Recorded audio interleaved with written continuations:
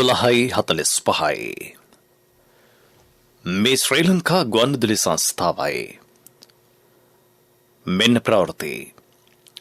සංස්කරණීය ඉනෝකා බ්‍රෝහිය ප්‍රකාශය බද්‍රජිත් සෞම්‍ය.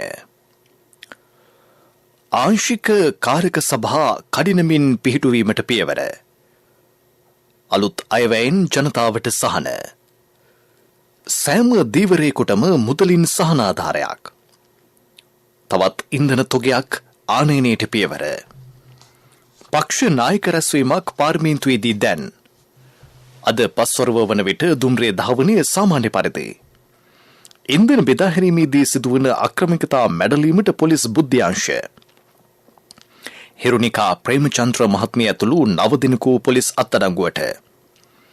පිලිපීනය සහ චීනය අතර හමුදා හුවමාරු වැඩසටහනක්. ඇන්ජලෝ මැතුස් ඔස්ට්‍රේලියානු කණ්ඩායම සමග දෙවැනි ටෙස්ට් ක්‍රිකට් තරගයට. වර්තමාන ආර්ථික අර්බුදයෙන් රට ගොඩ ගැනීම සඳහා ආර්ථික හා දේශපාලන ප්‍රතිසංස්කරණ සිදු කළ යුතු බව අග්‍රාමාත්‍ය රනිල් වික්‍රමසිංහ මහතා ප්‍රකාශ කරයි. ආර්ථික ප්‍රතිසංස්කරණ මේ වන විට සිදු කර තිබේ. දේශපාලන ප්‍රතිසංස්කරණවල එක් පියවරක් ලෙස 22 වෙනි සංශෝධනය හැඳින්විය හැකි බව අගමැතිවරයා පාර්ලිමේන්තුවේදී අද පැවසීය. අර්බුදයෙන් ගොඩේම සඳහා අතීත සිදුවීම් සිහිපත් කිරීමට වඩා නව දේශපාලන සංස්කෘතියක් ඇති කළ යුතු වෙයි. ඒ සඳහා ආංශික අධීක්ෂණ කාරක සභා ඇති කළ යුතුය. දේශපාලනයට ඍජුවම සම්බන්ධ වීමට නොහැකි පිරිස්වලට මෙම කාරක සභා හරහා සම්බන්ධ විය හැකිය. ආංශික අධීක්ෂණ කාරක සභා රට සංවර්ධනය කරා යොමු කිරීමට වැදගත් කාර්යභාරයක් ඉටු කරන බව හිතම පැවසීය. එබැවින් එම කාරක සභා කඩිනමින් පිහිටුවීමට ක්‍රියා කරන බව වික්‍රමසිංහ මහතා පැවසුවේ පාර්ලිමේන්තුවේ නැගුණු ප්‍රශ්නවලට පිළිතුරු දෙමිනි. මේ සම්බන්ධයෙන් පක්ෂ නායකයන් කැඳවා සාකච්ඡා කෙරේ. ආංශික අධීක්ෂණ කාරක සභාවන්හි මූලාසනය විපක්ෂයේ මන්ත්‍රීවරයෙකුට පිරිනැමේ. තරුණ මන්ත්‍රීවරුන් මෙම කාරක සභාවලට සහභාගී කරවා ගැනීම තුළින් දේශපාලන ක්ෂේත්‍රයේ දැවැන්ත ප්‍රගතියක් ඇතිවන බව අගමැතිවරයා පෙන්වා දුන්නේය. රට ගොඩනැංවීමේ වෑයමට සාමූහික දායකත්වයක් ලබා දීමේ වැදගත්කම ගැන වරින් වර අදහස් පළ කර තිබෙනවා. ඔන්න ඔය පසුබිමේ තමයි අධීක්ෂණ ආංශික කාරක සභා බලවත් හා ශක්තිමත් කරන වැඩපිළිවෙලක් සකස් කරන ලෙස මම හිටපු කතානායක කරු ජයසූරිය මහතාගෙන් ඉල්ලා සිටියේ. ඒ අවස්ථාවේදී මේ සභාවේ ආණ්ඩුවේ විපක්ෂයේ මන්ත්‍රී ගණනාවක් එතුමා මුණ ගැහුණා. මේ අර්බුදකාරී අවස්ථාවේ අප සියල්ලගේම වගකීම හා යුතුයකම වෙන්නේ අතීතය පාරමින් සිටීම නොවේ. අර්බුදයෙන් ගොඩේම උදෙසා ශක්ති ප්‍රමාණයෙන් සහාය වීම. දීවර කර්මාන්තය ආරක්ෂා කර ගැනීමට පියවරගෙන ඇතයි පාර්ලිමේන්තු මන්ත්‍රී දිලිප් වේදාරච්චි මහතා නැගූ ප්‍රශ්නයකට පිළිතුරු දෙමින් අගමැතිවරයා පැවසීය. සෑම දීවරයෙකුටම මුදලින් සහනාධාර ලබා දීමට නියමිතයි. ඔවුන්ට ලබා දෙන සහන සම්බන්ධයෙන් ලබන සිකුරාදා සාකච්ඡාවක් ඇඳවා තිබේ. අලුත් අයවැයෙන් ජනතාවට සහන දීමට පියවරගෙන ඇතැයි පාර්ලිමේන්තු මන්ත්‍රී විජිත හේරත් මහතා නැගූ ප්‍රශ්නයකට පිළිතුරු දෙමින් වික්‍රමසිංහ මහතා පැවසීය. ගෝලීය ආර්ථික අවපාතය නිසා රටේ උද්දමනය ඉහළ ගොස් ඇත. ඉදිරි මාස 2 ඇතුළත ඖෂධ හිඟය අවසන් වනු ඇත. ඖෂධ ගෙන්වීම සඳහා ණය ආධාර ලබා ගැනීමට නියමිත බව අග්‍රාමාත්‍යවරයා පැවසීය. මේ අතර ලබන 9 වෙනිදා ගෑස් නෞකාවක් මෙරටට පැමිණෙයි. ලබන 22 වෙනිදාට පෙර පෙට්‍රල් වැඩි මිලට හෝ මිලදීගෙන ලබා දීමට ක්‍රියා කළ යුතුය.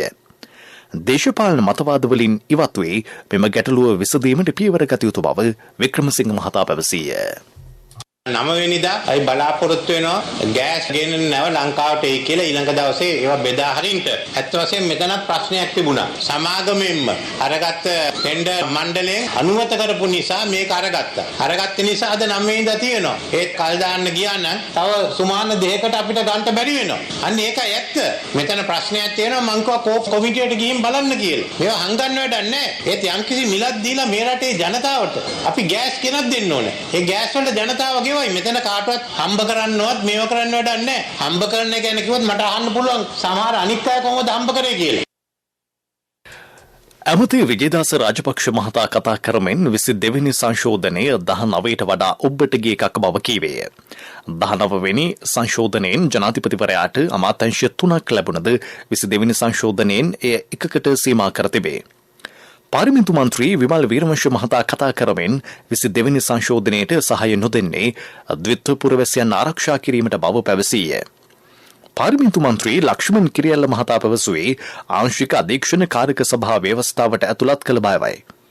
22 වෙනි සංශෝධනයෙන් ජනපතිගේ බලතල තවත් වැඩි වෙන බව ඔහු කීවේය. එහිදී අග්‍රාමාත්‍යවරයා පැවසුවේ කිසිදු රටක ආංශික අධීක්ෂණ කාරක සභා ව්‍යවස්ථාවට ඇතුළත් කර නොමැති බවයි. පාඩු ලබන ආයතන ප්‍රතිව්‍යුහගත කළ යුතු බව සමගී ජනබලවේගයේ ස්ථාවරයයි පාර්ලිමේන්තු මන්ත්‍රී ආචාර්ය හර්ෂද සිල්වා මහතා පැවසීය. ඒ සඳහා විධිමත් සාකච්ඡාවක් ඇතිවිය යුතුය. සපුගස්කන්ධ පිරිපහදුව වසා දැමීමට රජයේ කිසිදු අවශ්‍යතාවක් නැතයි ඇමති කංචන විජේසේකර මහතා කීවේය. එය පෞද්ගලීකරණය කිරීමක් සිදු නොවේ. බොරතෙල් ලබා ගැනීම පහසු කාර්යයක් නොවන අතර එය දීර්ඝකාලීන වැඩසටහනකි. මේ මාස 15 වෙනිදා හා ලබන 12 වෙනිදා බොරතෙල් රැගෙනීමට ඇනවුම් කර ඇත. එමෙන්ම ලබන වසර සඳහා අවශ්‍ය බොරතෙල් වලට ටෙන්ඩර් කැඳවීමට උපදෙස් දී ඇතයිද හෙතෙම පැවසීය. පිරිපහදුවට අවශ්‍ය බොරතෙල් ගෙන්වීම සඳහා එම පිරිපහදුවට බලය ලබා දී ඇත. ඒ අනුව ප්‍රසම්පාදන ක්‍රමය මගින් ඔවුන් බොරතෙල් ලබා ගනු ඇතයි ඇමතිවරයා කීවේය. මේ ප්‍රවෘත්ති ශ්‍රී ලංකා ගුවන්විදුලි සංස්ථාවෙන්.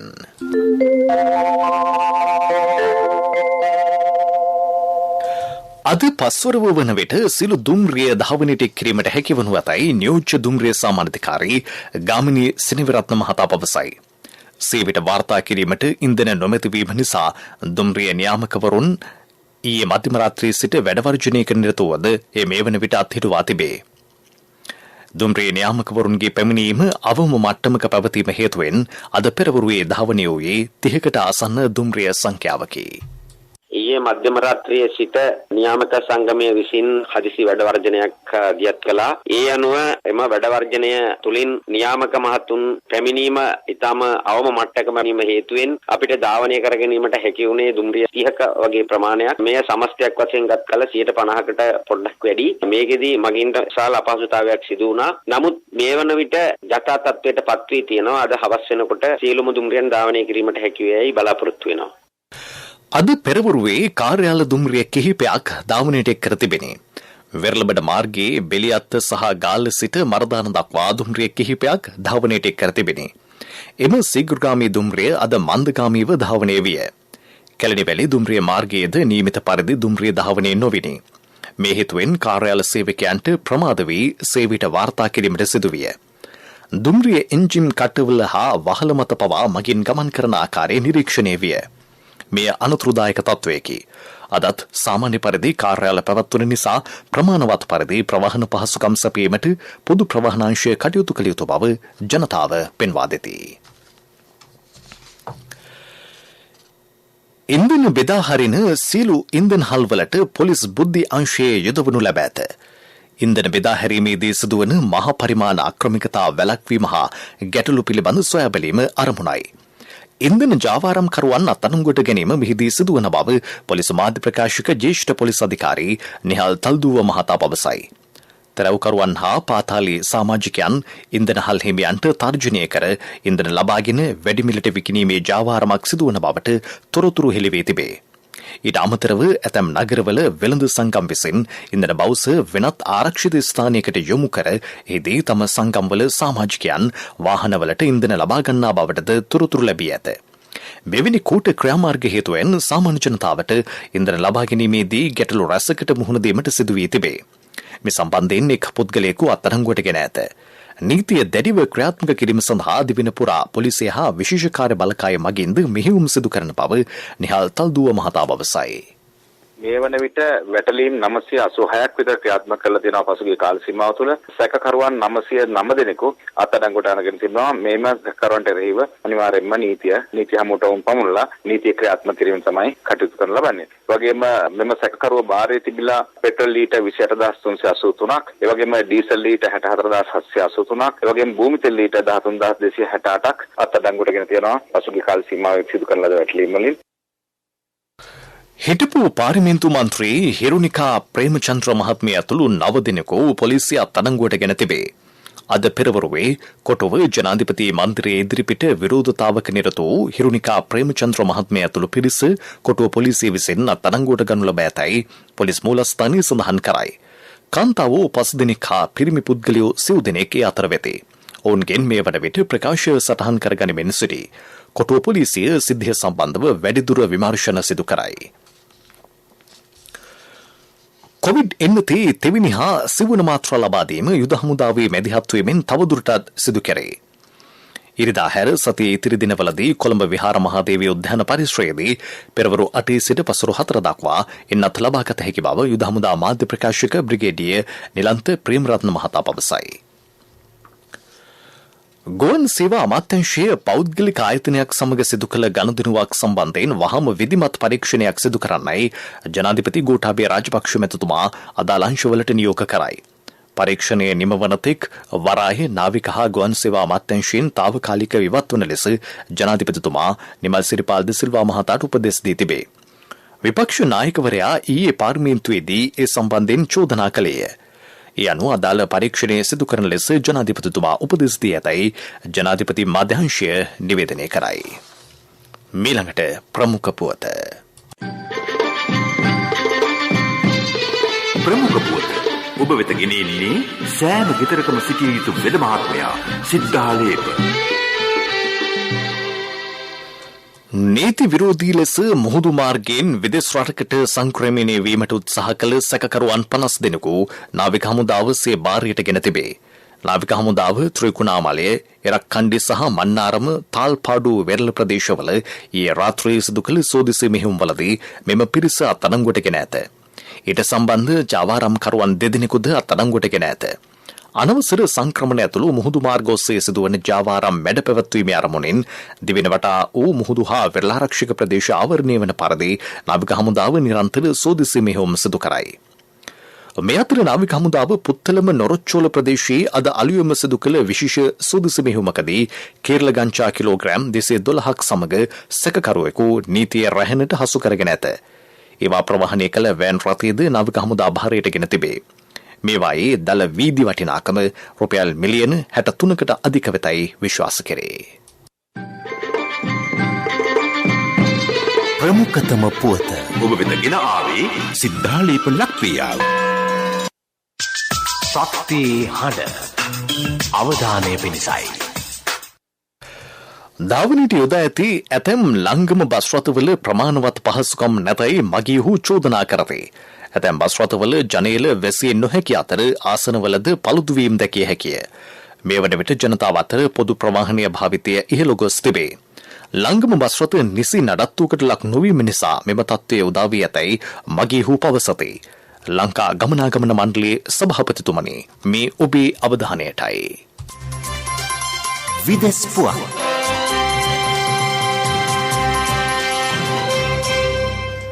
දෙරට අතර නාවික ගැටලුව සම්බන්ධයෙන් වන ගැටුම් නිරාකරණය කිරීමේ එක් ක්‍රියාමාර්ගයක් ලෙස චීනය සමග හමුදා හෝමාරුව වැදගත් වන බව පිලිපීන ජනාධිපති ෆර්ඩිනැන්ඩ් මාකෝස් ජුනියර් මහතා පෙන්වා දෙයි. ඔහු ඊයේ පැවති ප්‍රවෘත්ති සාකච්ඡාවකදී සඳහන් කළේ අද චීන විදේශ ඇමති චැන් යී මහතා හමු වීමට තමා සූදානම් වෙන සිටින බවයි.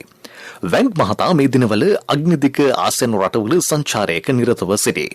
වැන්ක් මහතා සමග පැවැත්වුණු සාකච්ඡාවේදී දකුණු චීන මුහුදේ ගැටලුකාරී තත්ත්වයේ විසඳීමේ ක්‍රම පිළිබඳව අවධානය යොමු කරන බව පිලිපීන ජනාධිපතිවරයා පැවසීය. යුක්‍රේනය යළි ගොඩගැනීමේ අරමුණින් පැවති ජාත්‍යන්තර දෙදින සමුළුවක් ඊයේ අවසන් විය. ඊට සහභාගී වූ නියෝජිතයන් ප්‍රතිඥා දුන්නේ යුක්‍රේන ජාතිකයන්ට යථා තත්ත්වයට පත්වීම සඳහා අවශ්‍ය සෑම සහායක්ම දෙන බවයි. මෙම සමුළුව ලුගානෝහි ස්විස් නගරයේදී ඉකුත් දින 2 තුලදී පැවැත්වින. යුක්‍රේන රජයේ නියෝජිතයෝ ඇතුළු රටවල් 40ක නියෝජිතයෝ ඊට සහභාගී වූහ. ලෝක බැංකුව ඇතුළු ජාත්‍යන්තර සංවිධානවල සමාජිකයෝද මෙම සමුළුවට එක් වූහ. බ්‍රිතාන්‍ය අගමැති බොරිස් ජොන්සන් මහතාගේ රජයේ ප්‍රබල ඇමතිවරුන් 2 දෙනෙකු ඉල්ලාස්වීමත් සමග ඒ රජයේ පසුබෑමට හේතු වී ඇතැයි විදේශ මාධ්‍ය වාර්තා කරයි. එරට මුදල් අමාත්‍ය රිසි සුනක් සහ සෞඛ්‍ය අමාත්‍ය සජිත් ජාවිඩ් යන මහතුරුන් තම දුරවලින් ඉල්ලා සෝහ. ඔවුන් දෙදෙනා බොරිස් ජොන්සන් මහතාගේ කැබිනට් මණ්ඩලයේ ප්‍රධාන සමාජිකයන් 2 දෙනෙකි. ඉල්ලාස්වීමේ ලිපි බාර දීමෙන් ඔවුන් පෙන්වා දී ඇත්තේ ජොන්සන් මහතා ඉදිරියට රට පාලනය කිරීම පිළිබඳව තමන්ට විශ්වාසයක් නොමැති බවයි. එරට නීති සම්පාදකයන් සහ මහජනතාවද ජොන්සන් මහතා ජාතික අවශ්‍යතාවලට අනුව රට පාලනය කිරීමට අපොහොසත් වී ඇතැයි පවසති. පෙරසර සංවර්ධනයක පුවත් සම්පින්ඩනය සංවර්ධන පුවත්.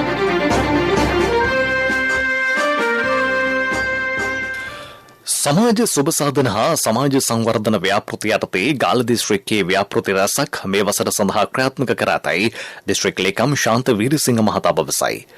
ග්‍රාමීය පෙරපාසල් ව්‍යාපෘති 47ක් සංවර්ධනයට රුපියල් මිලියන 13කට ආසන්න මුදලක් වැය කෙරේ. දරුවන්ගේ ක්‍රීඩා පහසුකම් ඉහළ නැංවීමටද පහසුකම් සලසා ඇත. ක්‍රීඩා පුවත් ඔබ වෙත ගෙන එන්නේ සම්පත් බැංකුව හෙට දින එළිය කරයි. කොවිඩ් ආසාදනය වූ ඇන්ජලෝ මැතිවස් ඔස්ට්‍රේලියානු කණ්ඩායම සමග දෙවැනි ටෙස්ට් ක්‍රිකට් තරගයට සහභාගී වීමට සූදානම් සිටින බව වාර්තා වේ. ඔහුට ඒ සඳහා වෛද්‍ය කමිටුවේ අවසර ලැබී ඇත. ඒ අනුව මැතිවස් ඊයේ යලි කණ්ඩායම සමග එක්ව තිබේ. දෙරට අතර දෙවැනි ටෙස්ට් ක්‍රිකට් තරගයේ ගාල්ල ජාත්‍යන්තර ක්‍රිකට් ක්‍රීඩාංගණයේදී ලබන සිකුරාදා යනබේ. ICC ක්‍රිකට් කණ්ඩායම් ශ්‍රේණිගත කිරීමේ නවතම දර්ශකයේ පෙරමුණ ගැනීමට ඔස්ට්‍රේලියානු කණ්ඩායම සමත් වේ. ඉන්දිය කණ්ඩායම දෙවනි ස්ථානයටත් දකුණු අප්‍රිකානු කණ්ඩායම දෙවනි ස්ථානයටත් පත්ව සිටී. එංගලන්ත කණ්ඩායම මෙම දර්ශකයේ 7 වෙනි ස්ථානයේ පසු වේ. ශ්‍රී ලංකා කණ්ඩායමට හිමිව ඇත්තේ 7 වෙනි ස්ථානයයි. ව්‍යාපාරික පුවත් ඔබ වෙත ගෙන එන්නේ NSB සල්ලි එහෙන් තෑගි මෙහෙන් ස්වර්ණ ජයන්ති වාසනා ජයග්‍රාහකයා ඔබද. ජනශක්ති සමූහ ව්‍යාපාරයට අනුබද්ධිත මුල්‍ය සේවා සපයන්නෙකු වන ඔරියන් ෆිනෑන්ස් PLC අසාධ්‍ය රෝග ආවරණයක් සමගින් ජීවිත රක්ෂණාවරණයක් සහිත ස්ථාවර තැන්පතුවක් හඳුන්වා දී තිබේ. FD+ යන නමින් එය ක්‍රියාත්මකයි. මෙම ස්ථාවර තැන්පතුව මගින් ලබා දෙන සුවිශේෂී ප්‍රතිලාභ පිළිබඳව ජනතාව දැනුවත් කිරීමේ වැඩසටහන් මාලාවක් දීප ව්‍යාප්ත මට්ටමින් පසුගියදා පැවැත්වින. ඔරියන් FD+ ස්ථාවර තැන්පතු ගිණුමේ තැන්පතුවල මුළු වටිනාකම මත පදනම් වූ රක්ෂණාවරණයේ වටිනාකම තීරණය කෙරේ. සුදුසුකම් ලබන ගිණුමේ සඳහා විශේෂයෙන් නිර්මාණය කර ලද සනම සන්නාම සහිත රක්ෂණ කාඩ් පතක්ද ලබා දෙයි. ව්‍යාපාරික පුවත් ඔබ වෙත ගෙන ආවේ NSB සල්ලි එහෙන් තෑගි මෙහෙන් ස්වර්ණ ජයන්ති වාසනා ජයග්‍රාහකයා ඔබද. NSB ස්වර්ණ ජයන්තිය වෙනුවෙන් සුපිරි ජයග්‍රාහකයාට රන් පවුන් 50ක්, දෙවනි ජයග්‍රාහකින් 10 දෙනාට ස්කූටර්, දෙවනි ජයග්‍රාහකින් 10 දෙනාට iPhone, සිව්වැනි ජයග්‍රාහකින් 29 දෙනාට මවුන්ටන් බයික්. 2021 ඔක්තෝබර් 1 වෙනිදා සිට 2022 දෙසැම්බර් 31 දක්වා NSB U Trust හරහා අවමය වරකට ඇමරිකානු ඩොලර් 100ක් හෝ ඊට සමාන ඕනෑම විදේශ මුදලක් 3 වතාවක් එවන්න. ආර්ථික පුවත් ආවරණය ඔබේ ඕනම අවශ්‍යතාවයකට සුදුසු මූල්‍ය විසඳුම් දෙන එන අය දියුණු වෙන අය එන LOLC සමූහය එන්න දියුණු වෙන්න. පොල් වගා කිරීම ඉඩම්වල අතුරු භෝගයක් ලෙස තේ වගා කිරීමේ ව්‍යාපෘතියක් ක්‍රියාවට නැංවේ. එබැවින් භූමියේ ඵලදායීතාව වැඩි කර ගැනීමට හැකිවන බව කුඩා තේවතු සංවර්ධන අධිකාරිය සඳහන් කරයි. තේ වගා කිරීම ඉඩම් අක්කරයක තේ පැල 4650ක පමණ වගා කළ හැකිය. පොල් ඉඩම් අක්කරයක තේ පැල 3200ක් පමණ සිටුවිය හැකි බවට ගණන් බලා තිබේ. මෙමගින් ගොවීන්ට අමතර ආදායමක් උපයා ගැනීමේ අවස්ථාව උදා වේ. මෙහි නියම ව්‍යාපෘතියක් කෑගල දිස්ත්‍රික්කයේ ක්‍රියාත්මකයි. යුතුකම් වගකීම් එක්ක සල්ලි ඉතුරු කරන්න ලේසි නෑ. ඔබේ ස්ථාවර තැන්පතට ආකර්ෂණීය පොලියක් හා ආරක්ෂාවක් දෙන්න අපි පොරොන්දු වෙන්නේ ඒකයි. LOLC Finance ස්ථාවර තැන්පතු ඉතිරිය උතුරන්න. 2001 දෙසැම්බර් 13 වෙනි දින නීතිගත කරන ලද LOLC Finance PLC ICRA Lanka limited වෙතින් SLA ස්ථාවර ශ්‍රේණිය ලබා ඇත. 2011 අංක 42 දරන මුදල් ව්‍යාපාර පනත යටතේ ශ්‍රී ලංකා මහ බැංකුවේ මුදල් මණ්ඩලය වෙතින් බලපත්‍රලාභී මුදල් සමාගමකි.